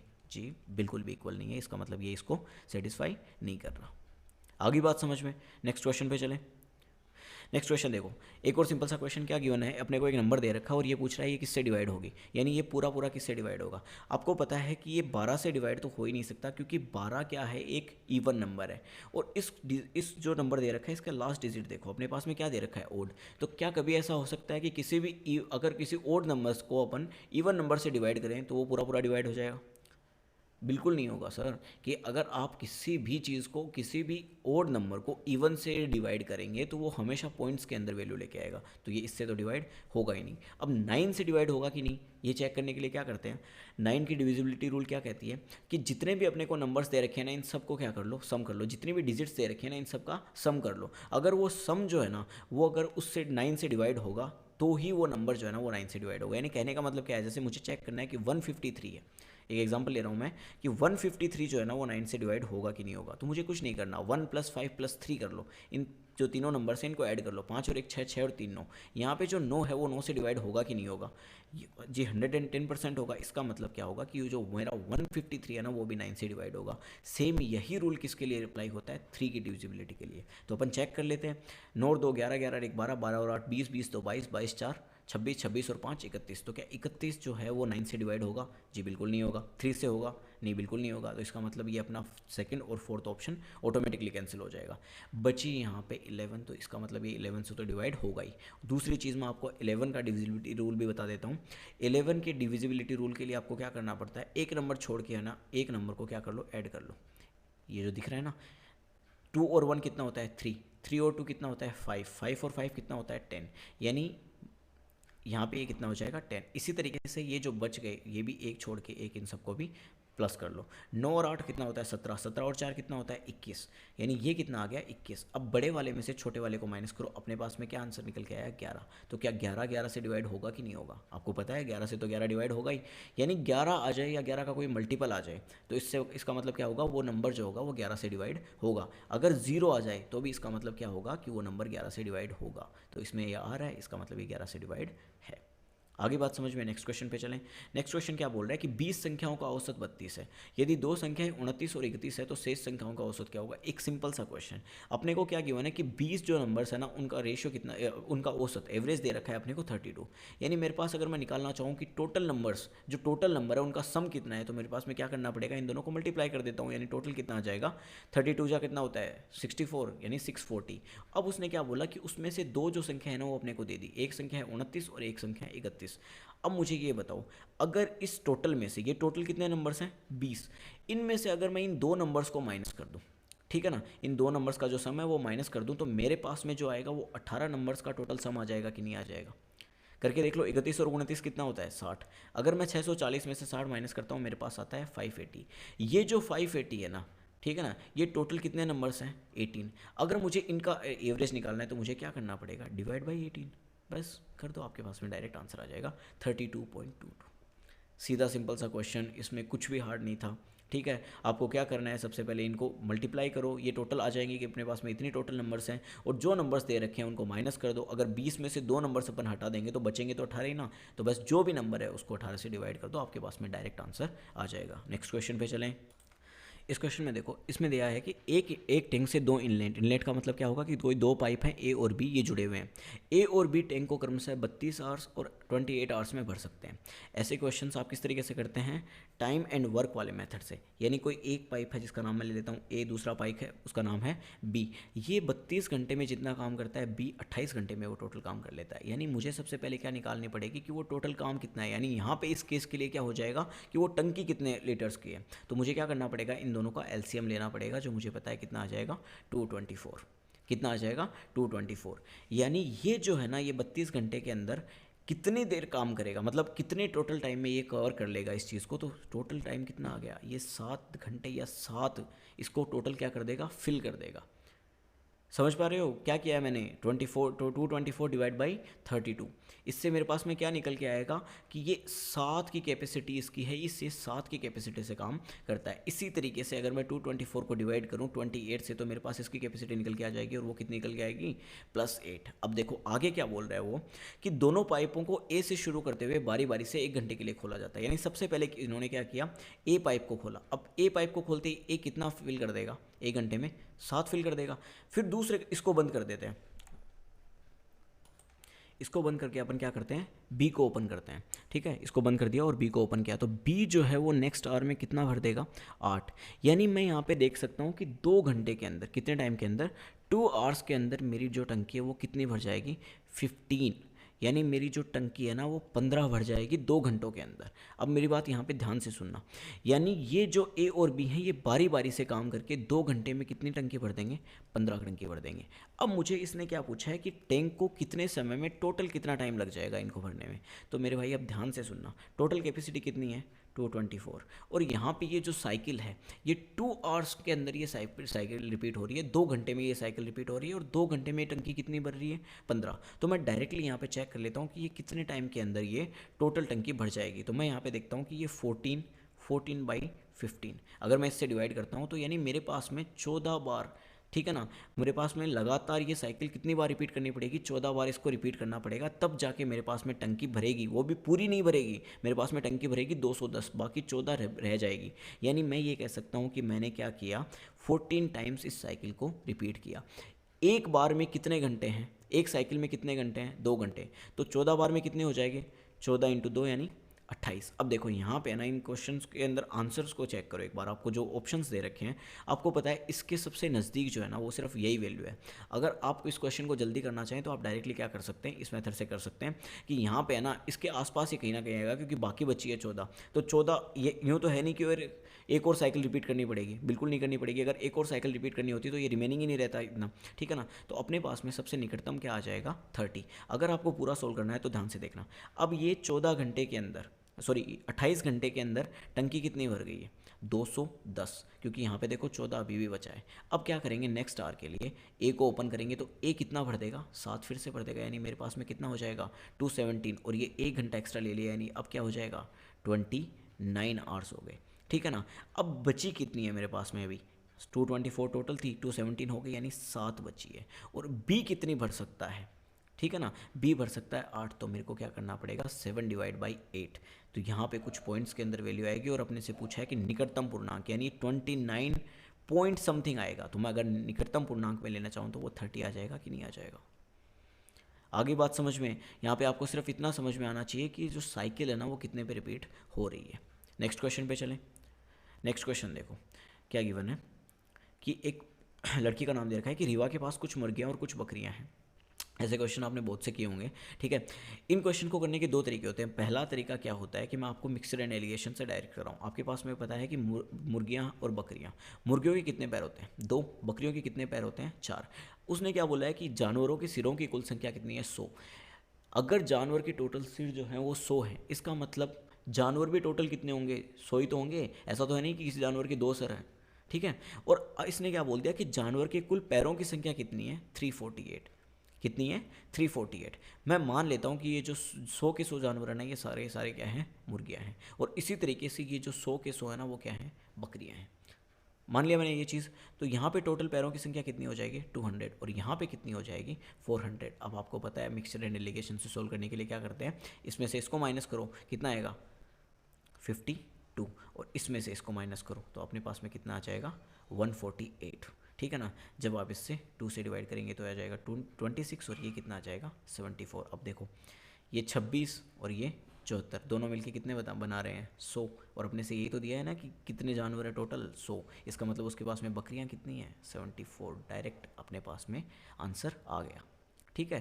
पहला मेथड था ये। सेकंड मेथड अपने पास में क्या बोलता है, सेकंड मेथड के अंदर है कि मान लेता हूँ मैं कि मुर्गियों और बकरियों की संख्या, मुर्गियों के 2 पैर हैं, मान लेता हूँ मैं बकरियों के भी 2 + 2। कितने पैर हैं 2 + 2। अब यहाँ पे ध्यान से देखो, मैंने क्या मान लिया कि मुर्गी बकरियों के भी कितने पैर हैं 2 + 2। अब मुझे क्या निकालना है कि ऐसे कितने जानवर हो जाएंगे। अब आप यहाँ पे गौर करो, ठीक है ना। इसने क्या बोल रखा है कि कितने जानवर ऐसे हैं जो जिनके पैरों की संख्या दे रखी है, अपने को 100 जानवर दे रखे हैं। मैं मान लेता हूँ कि सारे के सारे 100 कितने पैर वाले हैं 2 पैर वाले। तो मेरे पास में टोटल जो पैरों की संख्या हो जाएगी वो कितनी हो जाएगी 200 हो जाएगी कि नहीं हो जाएगी। अगर सभी के 2 पैर हैं और ये कितने जानवर हैं 100, तो सभी के सभी जो जानवर हैं उनके पैरों की संख्या कितनी है 200। लेकिन अपने को क्वेश्चन में कितना दे रखा है 348, यानी कितने जानवर ज़्यादा हैं 148 पैर ज़्यादा हैं। ये 148 किसकी वजह से ज़्यादा है, ये बकरियों के 2 पैरों की वजह से क्या है 148 ज़्यादा है। यानी जितनी भी बकरियां हैं ना उनके अंदर 2 पैर ज़्यादा हैं। तो 2 की वैल्यू 148, तो 1 की वैल्यू कितनी आ जाएगी 74। आप डायरेक्टली इस क्वेश्चन को ऐसे भी सोल्व कर सकते हैं, ठीक है। ये चीज़ आ गई समझ में। नेक्स्ट क्वेश्चन पे चलें। इजी क्वेश्चन था, कुछ भी नहीं था इस क्वेश्चन के अंदर, आप डायरेक्टली इस क्वेश्चन को सोल्व कर सकते हैं, ठीक है ना। और अगर मान लो अगर आपको दोनों ही अप्रोच नहीं आती तो आप डायरेक्टली क्या करो ऑप्शन से उठाया करो ऐसी चीज़ें, ठीक है ना, ऑप्शन से चेक कर लिया करो। नेक्स्ट क्वेश्चन पे चलते हैं।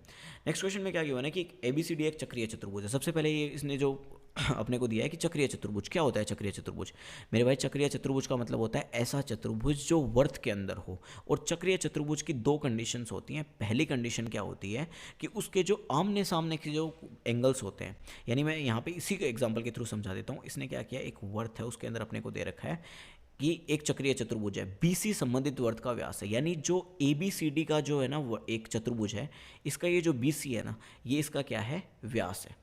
ये जो पूरा वर्त है इसका व्यास है, समझ गए। यानी B और C का क्या है व्यास है। यानी ये कैसे बन जाएगा, मैं इसको बनाना चाहूँ तो एक सेकेंड, ठीक है। ये एक मान लेते हैं कि ये क्या बन गया चक्रीय चतुर्भुज। चक्रीय चतुर्भुज की जो चारों शीर्ष है ना वो वर्त की क्या रहेंगे परिधि के ऊपर रहेंगे, ठीक है। इतनी बात आगे समझ में।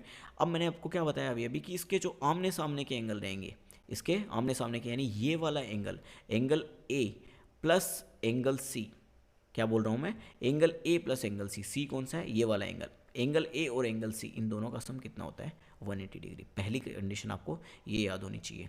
दूसरी चीज़ क्या है, अगर मान लो मैं कोई वर्त लेता हूँ और उसके अंदर मैं कोई व्यास ले लिया, मैंने मान लिया, ठीक है। अब मैं अगर व्यास से कोई भी एंगल परिधि के ऊपर बनाऊंगा, मैंने क्या बोला कि मैं व्यास से कोई भी परिधि के ऊपर एक एंगल बना रहा हूँ। परिधि का मतलब समझते हो, इसकी जो सरकमफेरेंस है ना इसके ऊपर कोई भी एंगल बनाता हूँ, तो ये जो एंगल है ना ये हमेशा कितने डिग्री का बनेगा 90 डिग्री का। आपको 2 चीज़ें यहाँ पे ये पता होनी चाहिए, ठीक है। तो अपन ने यहाँ पे क्या किया, मैंने क्या ले लिया ABCD एक चक्रीय चतुर्भुज ले लिया। अब इसने जो जो बोला है वो मैं यहाँ पे बना देता हूँ। एंगल इसने दे रखा है BCA। अब ध्यान से देखना, ये वाला सी और ई, यानी यहाँ पे बी सी ए, ये वाला एंगल मुझे दे रखा है कितना, 19 डिग्री। कितना दे रखा है, 19 डिग्री। इसी तरीके से इसने क्या बोला कि एंगल सी ए डी, अब आपको सी ए डी दिख रहा है, सी ए डी ये वाला एंगल कितना दे रखा है, 32 डिग्री। और मुझसे पूछा क्या है कि मुझे ये वाला एंगल बता दो कितना है। ठीक है, सीधी सिंपल सी चीज़ मैंने अभी अभी आपको एक चीज़ बताई। अब देख ध्यान से देखना, मैं जो बोल रहा हूँ बी ए सी, एंगल कौन सा देख रहा हूँ, बी ए सी। आपको इस एंगल को देख के कुछ समझ में आ रहा है ये कहाँ पे है ये एंगल? मैं थोड़ा सा आपको कलर चेंज करके समझाता हूँ। ये आप जो एंगल देख रहे हो बी ए सी, ठीक है, ये इसका क्या दे रखा है, व्यास दे रखा है। तो ये जो एंगल है परिधि के ऊपर, ये कितना हो जाएगा, 90 डिग्री हो जाएगा कि नहीं हो जाएगा? तो अगर मैं आपसे पूछ लूँ कि पूरा का पूरा एंगल बी ए डी मेरे को बताओ कितना हो जाएगा, तो आप क्या करोगे, 90 + 32। बी ए डी एंगल देख रहे हो, बी ए और ये डी, ये कितना हो जाएगा, 122 डिग्री। और अभी अभी मैंने आपको क्या कंडीशन बताई थी कि angle A plus angle C, यानी ये वाले जो दोनों एंगल है ना, इनका सम कितना होता है, 180 डिग्री।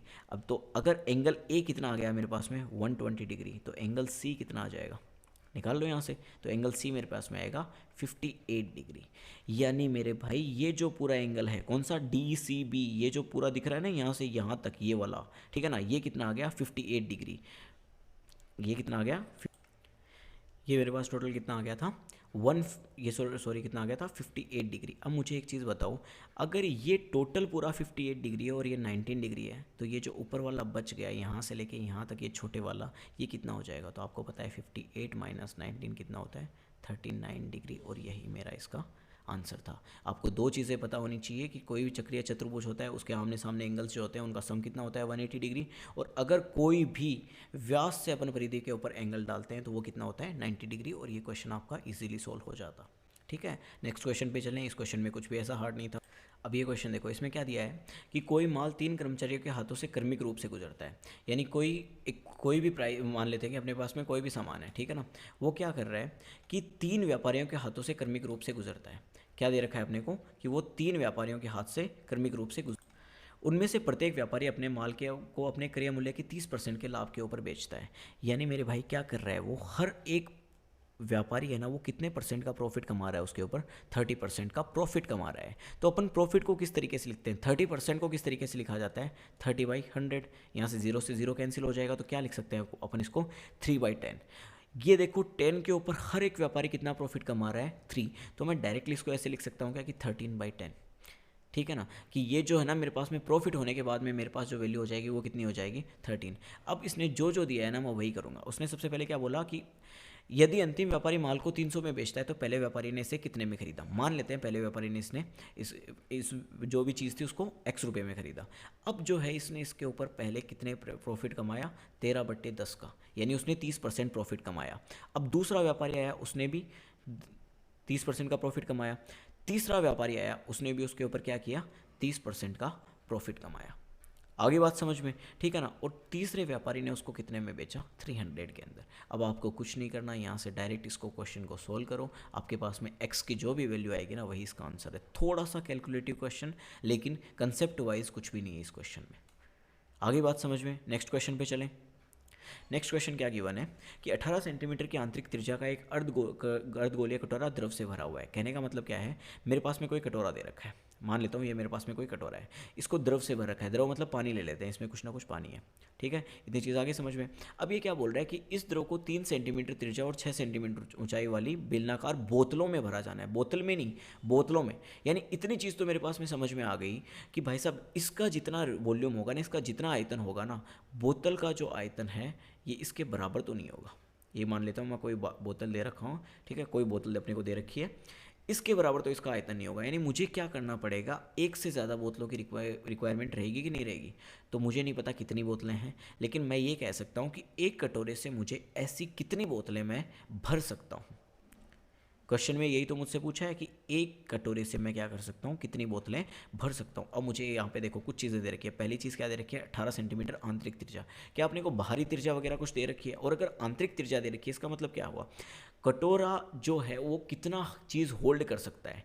सिंपल सी चीज़ है, उसको वो जितना अंदर की त्रिज्या रहेगी उतनी तो चीज़ वो अपने अंदर होल्ड करेगा।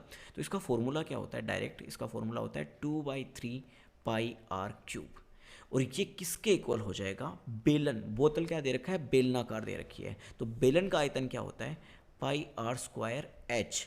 और कितनी बोतल्स अपने को इससे भर सकते हैं, क्या मैं इसको सिंपली ऐसे लिख सकता हूँ, लिख सकता हूँ कि नहीं लिख सकता, यानी जो मेरे अर्धगोले का जो आयतन है वो कितनी बेलनाकार बोतलें हैं उनके आयतन के बराबर होगा। यहाँ पे आप देखो पाई से पाई डायरेक्ट कैंसिल करो, 2/3, यहाँ पे जो आर है यानी अर्धगोले की त्रिज्या कितनी दे रखी है, 18, तो मैं 18 इंटू 18, ठीक है। और यहाँ पे आर स्क्वायर, ये क्या है, बेलनाकार बोतल की त्रिज्या, तो ये कितनी दे रखी है, 3 × 3, और हाइट कितनी दे रखी है, 6, और कितनी बोतलें मैं यहाँ से फिल कर सकता हूँ। आप इसको सोल्व करो, आपके पास में आंसर आ जाएगा 72 बॉटल्स।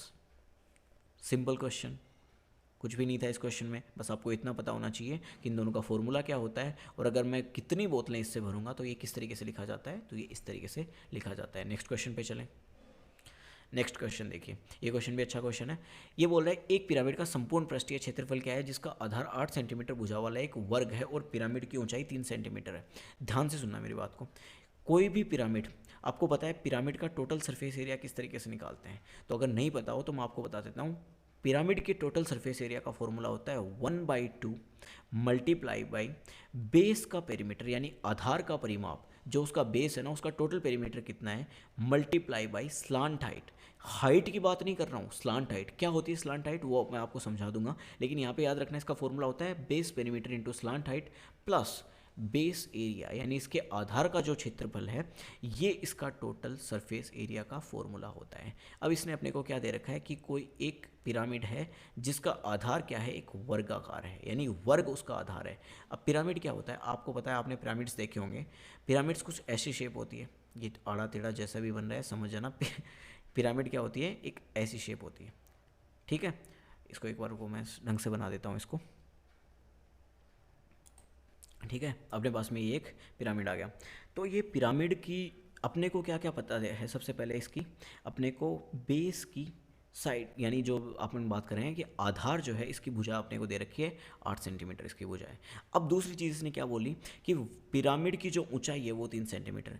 यहाँ पे गौर करने वाली चीज़ क्या है कि आप इसको ऊपर से देखोगे तो ये जो है ना ये पूरा एरिया क्या हो जाएगा, इसका बेस, तो इसकी जो हाइट है ना वो एकदम इसके मिड के अंदर जाके मिलेगी कि नहीं मिलेगी, इसकी हाइट जो होगी वो इतनी होगी कि नहीं होगी। अब मुझे आप एक सिंपल सी चीज़ यहाँ पे ये बताओ, अगर ये यहाँ पे मिड के अंदर आ रही है तो यहाँ से मैं यहाँ तक की लेंथ निकालना चाहूँ तो वो कितनी होगी, यहाँ से यहाँ तक ये पूरा 8 है तो ये बाकी बचेगी वो कितनी हो जाएगी, 4, और ये अपने पास में कितने की 1 है, 3। अब ये मुझसे पूछ रहा है स्लांट हाइट। अब देखो स्लांट हाइट का कंसेप्ट यहाँ पे आप समझना, स्लांट हाइट क्या चीज़ होती है। मैं मान लेता हूँ कि मैं ना इस पिरामिड को इस साइड से ऑब्जर्व कर रहा हूँ, यानी मैं दूसरी तरफ से इसको देख रहा हूँ, तो ये मेरे को एक त्रिभुजाकार दिखेगी कि नहीं दिखेगी, ये इस तरीके से दिखेगा कि नहीं दिखेगा। तो इसकी जो ये वाली साइड है, कई बार क्या करते हैं बच्चे इसको स्लैंट हाइट समझ लेते हैं, ये गलत बात है। ये क्या है, इसकी साइड है, ठीक है ना। स्लैंट हाइट का मतलब क्या हुआ कि ये ऊपर से लेके नीचे तक, ठीक है ना, ये जो 90 डिग्री वाला एंगल बनाएगी ना ये वाली सीधी ऊंचाई, ठीक है ना। ये देखा जाए, आप साइड से गौर करो, आप ना एक इमेजिन करो कि ये एक पिरामिड है, तो ये एकदम सीधा तो खड़ा नहीं होगा ना, कुछ तिरछा होगा, तो ये उसकी ऊपर से लेके नीचे तक इसके मिड के अंदर जो ऊंचाई होगी ना इसको अपन क्या बोलते हैं, स्लैंट हाइट। यानी अगर मैं इधर से बात करूँ तो ये जो है ना यहाँ से लेके यहाँ तक की लेंथ है ना इसको अपन क्या बोलेंगे, स्लैंट हाइट। और स्लैंट हाइट किस तरीके से निकलती है, मेरे पास एक चीज़ बताओ, यहाँ पे मैंने ये बनाया, ये इसकी हाइट मैंने निकाली अभी 3, ये साइड कितनी है 4, तो ये ऑटोमेटिकली कितना हो जाएगा। अगर आपको पाइथागोरस थ्योरम आती है तो आपको पता है ये कितना हो जाएगा, 3 4 5, एक ट्रिपलेट भी होता है। और अगर नहीं आती तो आप सीधा सिंपल सा ये निकाल सकते हैं, हाइपोटेनियस स्क्वायर इजिकल्स टू क्या होता है, perpendicular square plus base square, ठीक है ना। परपेंडिकुलर अपने को कितना गिवन है, 3, 3 का स्क्वायर 9, 4 का स्क्वायर 16, 16 और 9 25, 25 का अंडर रूट करेंगे तो कितना आ जाएगा 5। तो अपने पास में एल की जो वैल्यू आ जाएगी वो कितनी आ जाएगी 5। इतनी चीज़ आपको समझ में आ गई। अब आपको एक चीज़ बताओ, अब इसमें जो जो वैल्यूज़ है ना वो पुट करते जाओ, 1/2 ऐसे कैसे, बेस पेरीमीटर यानी आधार का परिमाप। परिमाप का क्या मतलब क्या होता है कि इसके जो जितने भी बाउंड्रीज है ना, इन बाउंड्रीज की साइड्स का सम कितना है। तो 8 यहाँ पे दे रखा है, तो मैं डायरेक्टली क्या करता हूँ, चारों साइड से तो 8 × 4 यानी 32, बात खत्म। और लेंथ, ये जो लेंथ, सॉरी लेंथ नहीं है, ये क्या है, स्लांट हाइट, जो अभी अभी अपन ने कितने निकाली है 5। अब क्या अपने को प्लस किससे करना है, बेस एरिया से। किसी भी वर्ग का एरिया अगर अपने को निकालना हो, यानी कोई भी वर्ग है उसका एरिया का फॉर्मूला क्या होता है, ए स्क्वायर, यानी भुजा का स्क्वायर साइड का स्क्वायर। भुजा कितनी दे रखी है 8, तो 8 का स्क्वायर कितना हो जाएगा 64। बस सिंपल सी चीज़ें यहाँ पे पुट करो 64, इसको सॉल्व करो और अपने पास में आंसर आ जाएगा 144 सेंटीमीटर। इस क्वेश्चन में समझने के लिए बस आपको ये था कि साइड क्या होती है और स्लांट हाइट क्या होती है। ऐसा कोई भी क्वेश्चन आ जाए वहाँ पे, चाहे आपको बेस हो, वर्गाकार ना दे के त्रिभुजाकार दे दे, कुछ भी दे दे, तो आपको पता होना चाहिए कि इसकी स्लांट हाइट का क्या फॉर्मूला होता है या फिर स्लांट हाइट कैसे निकालते हैं। नेक्स्ट क्वेश्चन पे चलें। इजी क्वेश्चन था ये तो। ये देखो सिंप्लीफिकेशन का सिंपल सा क्वेश्चन। सिंप्लीफिकेशन के क्वेश्चन सॉल्व करने के लिए आपको कौन से रूल के पता होने चाहिए, बस एक रूल है और उस रूल का नाम है बोर्ड मास। क्या होता है बोर्ड मास, सबसे पहले क्या सॉल्व करते हैं, ब्रैकेट, उसके बाद में ऑफ, उसके बाद में डिवाइड का साइन, उसके बाद में मल्टीप्लिकेशन, उसके बाद में एडिशन, और उसके बाद में क्या करते हैं, सब्ट्रैक्शन। क्या करते हैं, घटाव का चिन्ह सॉल्व करते हैं। अब यहाँ पे सबसे पहले कौन सी वैल्यू सॉल्व होगी, ब्रैकेट। अब देख रहे हो यहाँ पे, यहाँ से लेके यहाँ तक ब्रैकेट के अंदर, और ब्रैकेट के अंदर भी यहाँ पे माइनस साइन है और यहाँ पे डिवाइड का साइन है, तो पहले कौन सा सॉल्व होगा, डिवाइड का। तो 36 को डिवाइड करो 3 से, तो अपने पास में कितना आ जाएगा यहाँ पे 12। तो 24 में से 12 गए, बचेंगे कितने, 12। अब यहाँ पे ध्यान दो, जब मैं इस ब्रैकेट को ओपन करूँगा, यहाँ पे मल्टीप्लाई का साइन है और यहाँ पे डिवाइड का साइन है, तो यहाँ पे सबसे पहले क्या सोल्व होगा, डिवाइड या मल्टीप्लाई, तो आपको पता है डिवाइड। तो 12/3 कितना होता है, 4। आगे बात समझ में, यानी यहाँ तक इसकी टोटल जो मेरे पास में वैल्यू आई है वो कितनी आई है, इसको टोटल को मैं क्या करता हूँ, हटा के 4 लिख दूँ, कोई प्रॉब्लम, ठीक है। अब ध्यान से देखो, यहाँ पे मल्टीप्लाई का साइन है और यहाँ पे डिवाइड का, यानी पहले कौन सा सॉल्व होगा, डिवाइड वाला साइन। तो 90 को अगर मैं 5 से डिवाइड करूँगा तो मेरे पास में क्या आ जाएगा, 18। अब 18 को किससे मल्टीप्लाई करना है मेरे को, 4 से। यहाँ पे इसकी वैल्यू टोटल कितनी आ गई, 18। इसकी टोटल वैल्यू अपने पास में कितनी है, 4, तो 18 मल्टीप्लाई बाई 4 कितना होता है, 72। यहाँ पे 76 और माइनस किससे करना है, 72 से, तो अपने पास में डायरेक्ट आंसर आएगा 4। ऐसे क्वेश्चन में आपको सिर्फ और सिर्फ बोर्ड मास रूल का पता होना चाहिए और कुछ भी रिक्वायरमेंट नहीं है। नेक्स्ट क्वेश्चन पे चलें। नेक्स्ट क्वेश्चन जो है वो अपने पास में प्रायिकता का, यानी प्रोबेबिलिटी का बहुत अच्छा क्वेश्चन है। इस क्वेश्चन को समझने से पहले मैं आपको एक कंसेप्ट बता देता हूँ। अगर मेरे पास में कोई दो वैल्यूज़, ठीक है ना, कि या तो के सेंस में आ जाए, कि या तो ये या तो वो, तो हमेशा कौन सा साइन यूज़ में आता है, प्लस साइन यूज़ में आता है। अब इस क्वेश्चन को ध्यान से समझना। ए 7 में से 5 बार सच बोलता है, यानी ए जो है ना अपना मुंह 7 बार बोलने के लिए खोलता है। ए जो है अपना मुंह 7 बार बोलने के लिए खोलता है, ठीक है ना, और उन 7 बार में से 5 बार तो वो सच बोल देता है, ठीक है ना। इसने क्या बोला कि 7 बार मुंह खोलता है, 7 में से 5 बार तो वो क्या करता है, सच बोल, और 2 बार जो है ना वो क्या बोलता है, झूठ बोलता है। यानी 7 में से 5 बार तो क्या बोलता है, ट्रूथ, और 7 में से 2 बार क्या बोलता है, 7 में से 2 बार क्या बोलता है, फॉल्स, यानी झूठ बोलता है वो। इतनी बात समझ में आ गई। इसी तरीके से वो बी के बारे में बोल रहा है कि बी क्या कर रहा है, वो 9 में से 8 बार, किसमें से, 9 में से 8 बार क्या बोलता है, सच बोलता है। यानी 9 में से कितनी बार झूठ बोलेगा, एक बार झूठ बोलेगा। अपन साइड में करते हैं, थोड़ा सा बोर्ड में इशू आ रहा है, ठीक है। तो यहाँ पे क्या कर रहा है वो, 9 में से एक बार। अब देखो इसने आगे क्या बोला कि इसकी क्या प्रायिकता होगी कि वे एक ही तथ्य को कहने में एक दूसरे का खंडन करें। मेरी बात ध्यान से सुनना, खंडन करने का मतलब क्या होगा, यानी अगर ए सच बोलेगा, अगर ए सच बोलेगा, जस्ट अ सेकेंड, हाँ तो मैं क्या बोल रहा था कि जब ए सच बोलेगा, ठीक है ना, जब ए सच बोलता है तो इसका मतलब क्या करेगा, खंडन करने का मतलब क्या होगा कि अगर ए सच बोलेगा तो बी क्या बोलेगा, झूठ, और अगर ए झूठ बोलेगा तो बी क्या बोलेगा, सच। क्या यही बात है कि नहीं है, ठीक है। तो यानी कहने का मतलब क्या होगा कि ये जो बोल रहा है कि ए जो है वो 7 में से 5 बार सच बोलता है, मैंने कहा 5 बार सच बोलता है 7 में से, और बी इसका खंडन कर देता है, यानी बी क्या करेगा, अब झूठ बोलेगा। बी क्या बोलेगा, झूठ बोलेगा। और बी कितनी बार झूठ बोलता है, 9 में से एक बार। इसी तरीके से या तो का सेंस दे रहा है वो, देखो यहाँ पे, ठीक है ना, ये बोल रहा है कि इसकी क्या प्रायिकता होगी कि वे एक ही तथ्य को खंडन करें, ठीक है। तो यहाँ पे अब एक चीज़ बताओ, अब अगर बी झूठ बोलेगा, यानी 2/7, बी क्या कर रहा है, झूठ बोल रहा है, तो ए क्या करेगा, सच बोलेगा कि नहीं बोलेगा। कुछ नहीं करना, बस सिंपल सी चीज़ है, ये चीज़ समझ में आ गया। अब इसको सोल्व कर दो, 5/63 प्लस 16/63, ठीक है। ये होगा कि नहीं होगा, तो ये कितना हो जाएगा, 21/63, और डायरेक्ट आपके पास में आंसर आ जाएगा 1/3। आ गई बात समझ में? सिंपल सी चीज़, सिंपल सा क्वेश्चन, ठीक है। ये क्वेश्चन थोड़ा अच्छा बोल सकते हैं अपन, सिंपल तो नहीं बोल सकता। अगर आपको कंसेप्ट बताए तब क्या आपके लिए क्या हो जाएगा, ईजी हो जाएगा, ठीक है। नेक्स्ट क्वेश्चन करते हैं, और ये है अपना लास्ट क्वेश्चन।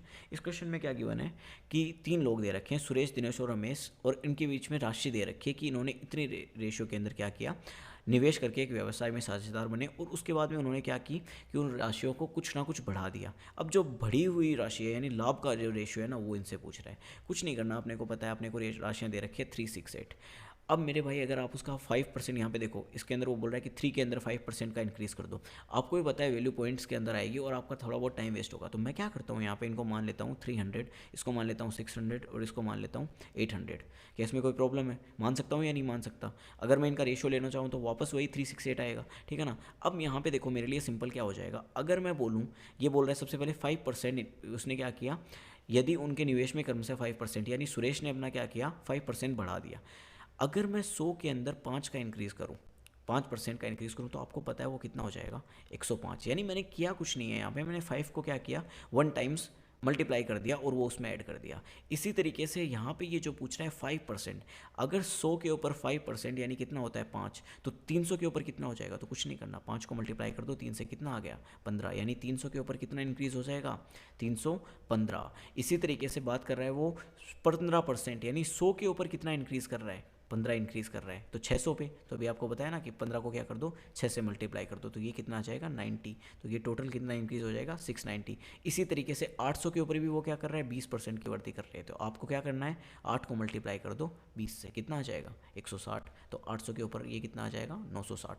अब आप इनको देख के बता सकते हो, ये 15 से कैंसिल हो रहे हैं सारे के सारे, और अपने पास में जो फाइनल रेशियो आ जाएगा वो कितना आ जाएगा 2146/64। और इसी के साथ अपन ने 3 मार्च की शिफ्ट का सारा पेपर कंप्लीट कर लिया है, ठीक है ना। इस पेपर के अंदर कुछ क्वेश्चंस ऐसे थे जिनके अंदर मैंने आपको 2 या 3 मेथड बताए हैं, ठीक है ना। आपको जो मेथड अच्छा लगे आप उस मेथड से क्या कर सकते हैं, गो थ्रू हो सकते हैं और उस मेथड को याद रख सकते हैं। बाकी ये पेपर इतना ज़्यादा कोई टफ था नहीं, 1-2 कंसेप्चुअल क्वेश्चन थे वो मैंने आपको बता दिए, ठीक है। और अब जो आने वाली वीडियोस हैं उसके अंदर अपन 6 तारीख की शिफ्ट और 7 तारीख की शिफ्ट का पेपर भी करने वाले हैं। तब तक के लिए टेक केयर, गुड बाय, मिलते हैं नेक्स्ट वीडियो के अंदर। अपना और अपनों का ध्यान रखिए।